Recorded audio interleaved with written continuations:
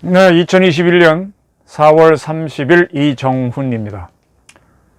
한국이 친중하면 안 되는 이유를 설명을 드릴까 합니다. 코로나 종식, 코로나 극복 이후 국가 경제 전략, 국가 생존 전략을 설명해 보는 겁니다. 미국은 한국의 반도체, 원자력, 그리고 배터리 산업을 통제할 것이다 라는 게 저희 판단입니다. 전 세계에 수많은 나라가 있는데 제조업이 강한 나라를 꼽으라면 저는 한국, 일본, 독일을 꼽습니다. 영국, 프랑스 제조업 별로 없어요. 미국도 제조업 별로 없습니다. 중국은 제조업이 강하다고 하지만 고급 기술이 아닙니다. 한국, 독일, 일본이 제조업의 3강으로 보이는데 이 세 나라 중에서도 반도체하고 원자력, 배터리가 상당히 중요한 산업이에요. 물론 다른 산업도 있지만 자동차도 있고 여러 가지가 있지만 이 세 가지 산업을 모두 갖고 있고 잘하고 있는 나라는 한국입니다. 근데 이 기술의 상당 부분이 원천 기술이 미국에서 나왔습니다. 그래서 미국은 특히 이 반도체와 원자력, 배터리 기술이 중국으로 넘어가는 것을 강력히 규제할 것이다. 따라서 이 기술을 갖고 있는 미국의 원천 기술이 포함된 이 기술을 갖고 있는 한국은 미국의 통제를 받을 것이다. 이 통제를 잘 이용하면은 코로나 극복 이후 한국은 크게 성장할 것이고 실패하면은 타격을 입을 것이다 라는 전망을 하는 자리입니다. 지난 4월 13일 조 바이든 미국 대통령이 반도체 화상회의를 가졌습니다. 도 언론에 다 보도됐죠. 근데 이 회의를 주재한 사람은 미국 대통령 국가안보보좌관하고 국가경제위원회 위원장입니다. 미국 안보보좌관이 이 회의를 주재했다는 걸 잘 보셔야 됩니다. 이 회의에는 반도체 회사인 대만의 TSMC, 네덜란드의 MSP, 미국의 인텔, 자동차 회사인 GM, 그리고 한국의 삼성전자 등 19개 업체가 초청됐습니다. 이 회의에서 바이든 대통령은 나는 미국 상하의원 65명으로부터 반도체 투자 지지 서한을 받았다라고 말을 열었습니다. 즉 중국을 상대로 반도체 전쟁을 하라. 그리고 미국의 반도체 사업을 키우라는 의회의 특명을 받았다라는 선언을 한 겁니다. 중국과 다른 나라가 기다리지 않고 미국도 기다려야 할 이유가 없다. 미국은 반도체에서 전쟁을 하겠다는 얘기죠. 반도체에 대한 투자가 미국 일자리 계획의 핵심이다라고까지 했습니다. 핵심 사업으로 키우겠다고 한 겁니다. 지금 미국과 중국은 산업의 쌀인 반도체 경쟁을 하고 있습니다. 중국이 반도체 굴기를 선언한 건 잘 알고 계신데 그와 마찬가지로 바이든 정부도 반도체 굴기를 선언한 겁니다. 투자 전쟁을 하는 겁니다. 반도체를 경제를 일으키면서 경쟁자인 중국을 거꾸로 트이는 방법으로 쓰겠다는 거죠.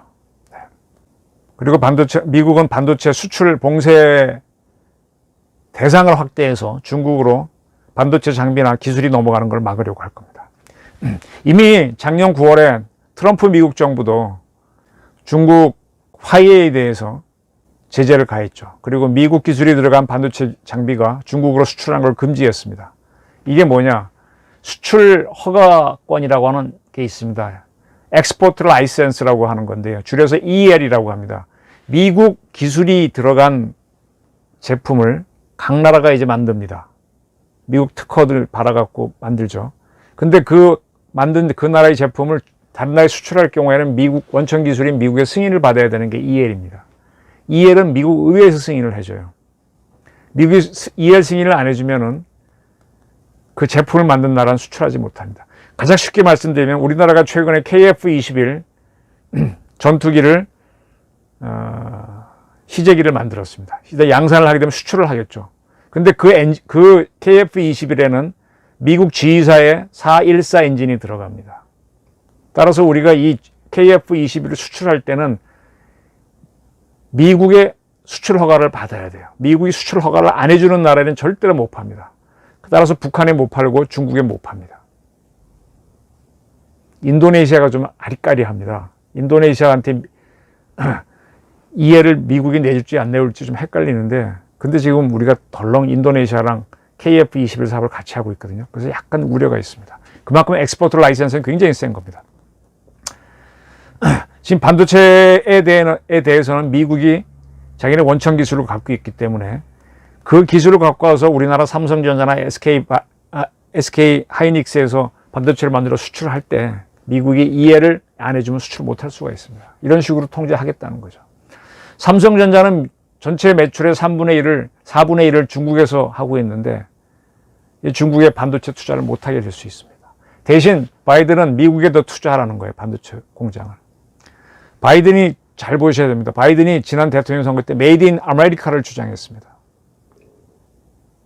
바이든도 계속 그 트럼프가 아메리카 퍼스트 했는데 바이든도 같은 과예요. 이걸 착각하고 트럼프를 조지면은 바이든이 좋아할 것이다 라는 이런 전제에서 뉴욕타임즈하고 기자회견을 한 우리 문재인 대통령이 있는데 착각입니다. 자, 이렇게 했기 때문에 이제 바이든이 이렇게 바람 잡으니까 인텔이 미국의 반도체 회사인데 추가 생산 공장을 늘리겠다 이렇게 했습니다. 자, 지금 코로나가 지금 창궐 하다 보니까 집에서 근무하는 게 늘어났죠. 집에서 하다 보니까 저도 컴퓨터를 쓰고 있는데 뭐 핸드폰 이런 거 많이 쓰지 않습니까? 그리고 집에서 놀다 보니까 게임도 하게 되고 TV 보게 되고 이런 가전제품의 수요가 늘어나니까 IT 수요가 늘어나면서 반도체 수요가 급증했습니다. 그리고 여러분 집 밖에 나가면은 지금 뭐 이 코로나 때문에 마스크 쓰고 전철이나 버스 타는 거 불편하시죠? 할 수 없이 자가용을 몰고 가시는 분들이 많은데 자가용 타면 이거 안 해도 되잖아요, 마스크. 이제 앞으로 점점 자동차 사용이 늘어날 겁니다. 자동차가 집 밖에 나가면 제2의 집이 됩니다. 거기에 뭐 그전에는 뭐 음악 들으려고 이 정도 했지만 요즘은 뭐 의자나 이런 게 블랙박스나 다 전자제품이잖아요. 자동차용 반도체가 굉장히 많이 들어갑니다.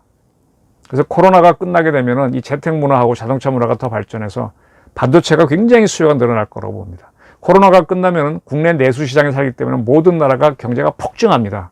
이 폭증할 때 IT 산업하고 자동차 산업이 클 걸로 보는데 거기에 대한 준비를 바이든이 하는 거죠. 그리고 반대로 중국도 클 텐데 중국은 못 크게 찾겠다는 겁니다. 그래서 지금 그래서 GM 대표도 초청이 된 겁니다. 중국이 반도체 굴기를 하는 건 잘 아실 겁니다. 2025년까지 우리 돈 170조 원을 투자해서 지금 중국은 반도체 자금률이 10%밖에 안 되는데 70%까지 올리겠다 그랬습니다. 근데 반도체는요, 이 미사일은 IT 중에서 최고의 IT잖아요. 여기에 수많은 전자장비가 들어가는데 그래서 반도체를 중국이 키우겠다는 건데 반대로 미국은 그 반도체를 키우지 못하게 특히 중국은 막겠다는 겁니다. 지금 미국은 화웨이를 제재했지만 거기에 또 중국에 또 파운드리 업체인 SMIC가 있는데 거기도 제재를 했습니다. 계속 중국 업체는 제재를 합니다. 그리고 펩리스라고 하는 반도체 설계 전문 업체도 곧 제재하기 위해서 블랙리스트에 올려놨습니다. 미국은 우리나라에서는 삼성전자하고 SK 하이닉스가 굉장히 반도체 대표적인 회사인데 이 회사들이 중국에 투자하는 거를 미국은 제재할 겁니다. 대신 미국에 투자하도록 유도할 겁니다. 네. 그러니까 미국은 뭔가 하면 자국은 물론이고 우방국 회사들이 중국에 반도체를 투자하지 못하게 제재하면서 투자하려면 미국으로 투자해서 미국 일자리를 늘리겠다. 그런 전략으로 가는 거죠. 그리고 또 하나의 원자력 산업을 설명드릴게요. 원자력 산업이 좀 어렵게 느끼시는데 좀 쉽게 설명해 보겠습니다. 쉽게 설명해도 어려울 겁니다. 우리나라 원자력 발전소는 4개형이 있습니다. 4개형. 원천 기술로 따지면. 미국의 웨스팅하우스형 원자로가 있고요. 컨버스천형 원자로가 있습니다. 웨스팅하우스는 줄여서 WH형이라 그러고 컨버스천 엔지니어링은 CE형이라 그럽니다. 그 다음에 이제 프랑스께 있는데 프랑스 회사가 자꾸 이름을 바꿔서 지금은 EDF입니다. 프랑스의 EDF형이 있습니다. 그리고 캐나다의 캔두형이 있습니다. 우리나라에 4개의 기종의 원자로가 들어왔습니다. 이 중에 한국은 미국의 CE형을 토대로 국산화를 했습니다.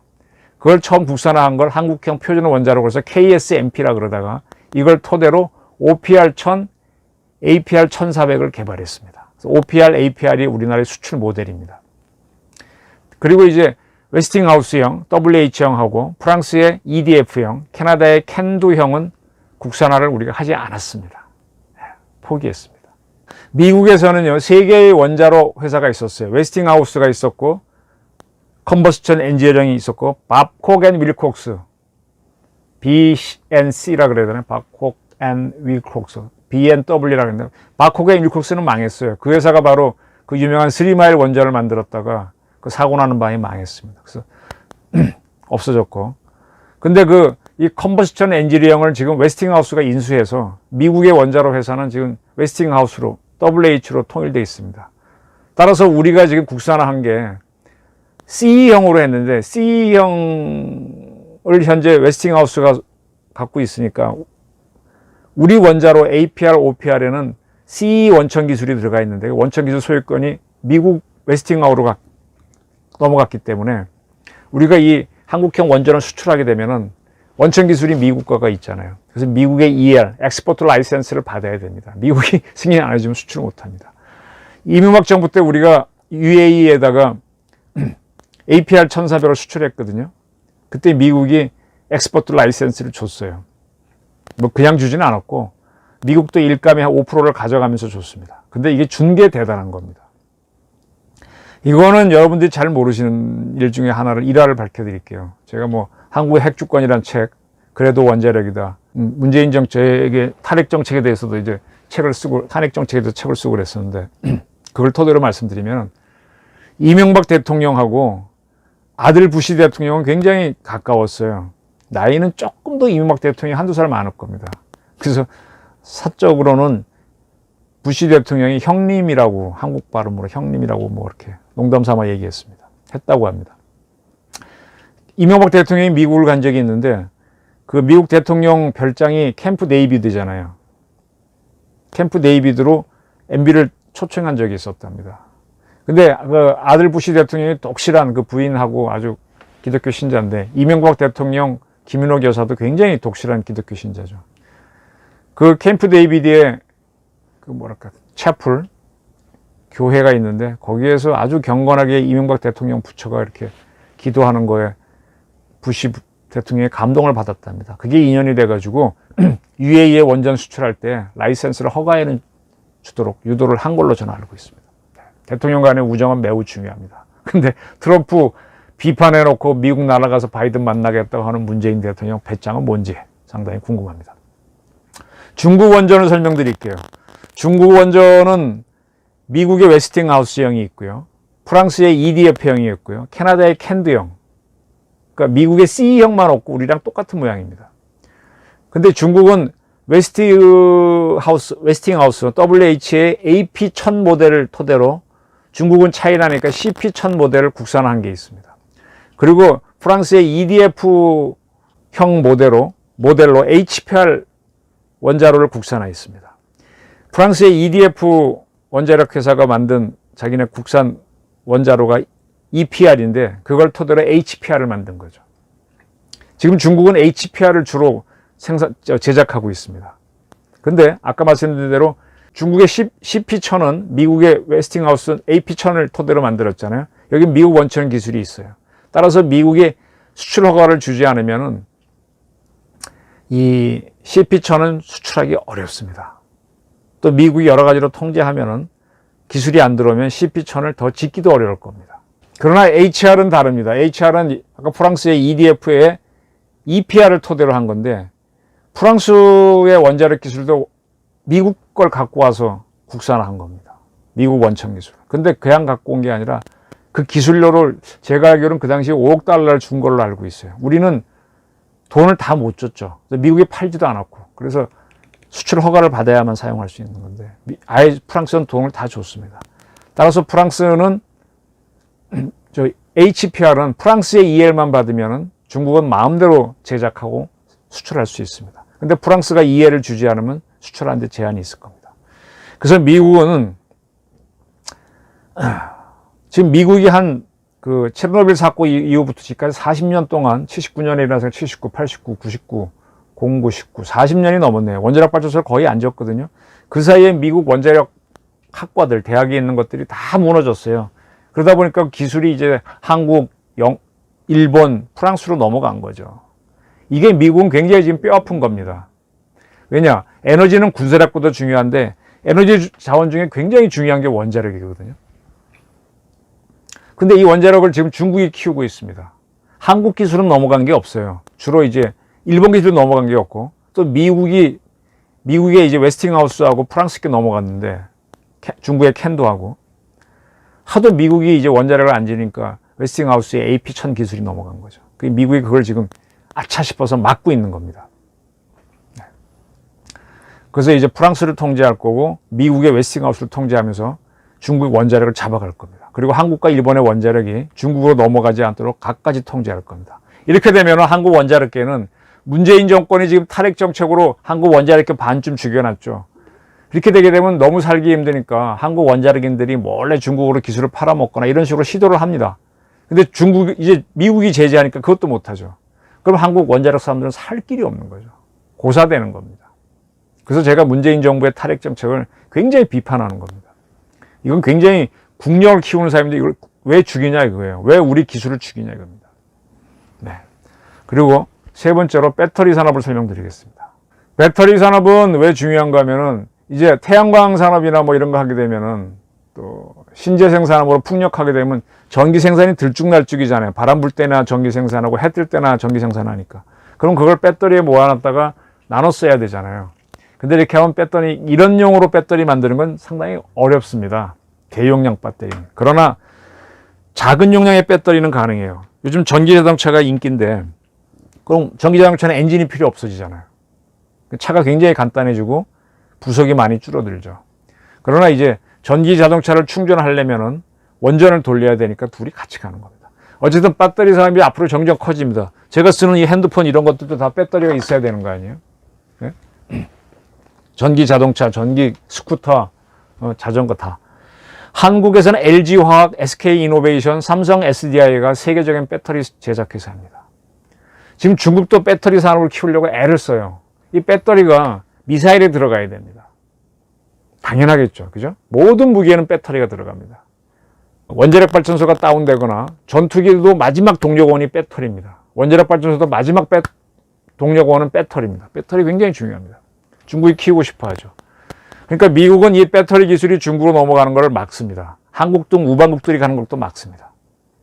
그럼 중국 진출이나 수출은 안 되는데 세계 시장까지 뚫지 못하면 한국의 배터리 산업도 미래가 없는 거죠. 그죠? 그럼 자, 지금 제가 드린 건 세계 정세를 말씀드리는 겁니다. 지금 미국은 자국을 포함한 서방권의 주요 기술인 배터리, 원자력, 그 다음에 반도체 기술이 중국으로 넘어가는 걸 막습니다. 그리고 이왕 중국에 가려면 미국에 투자하라는 겁니다. 트럼프 대통령의 구호가 메가였죠. 마가. Make America Great Again, 마가였죠. 그 다음에 아메리카 퍼스트였죠.